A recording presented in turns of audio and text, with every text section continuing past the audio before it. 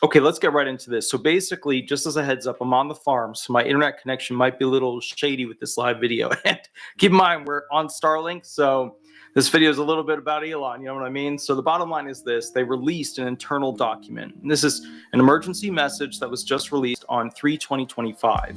It is EM 24056. REV, which means it's a revised version of what they had before. Let me see if I can get it to go ahead, and there you go. Boom. Wow, look at the quality of that. My other camera can't even do that. So the bottom line is basically this, and we'll let it kind of, there you go.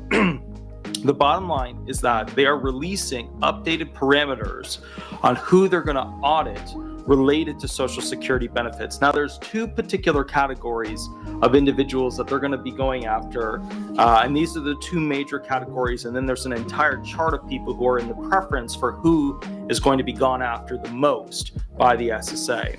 So the first category are RZs, Romeo and Romeo Zulus, okay?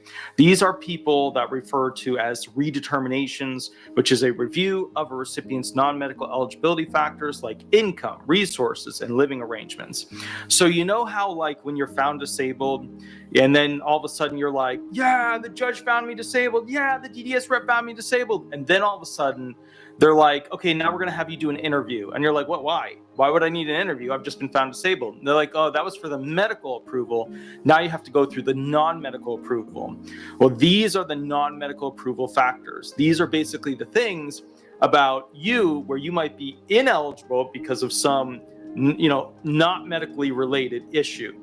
Now, what's just like whoa about this, now, and this is mostly for Title 16 SSI only people.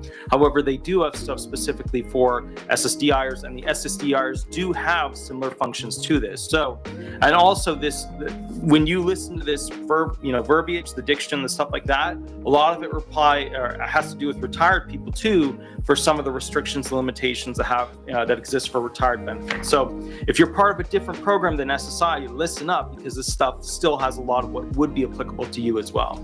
Okay, retention date 5/12/25.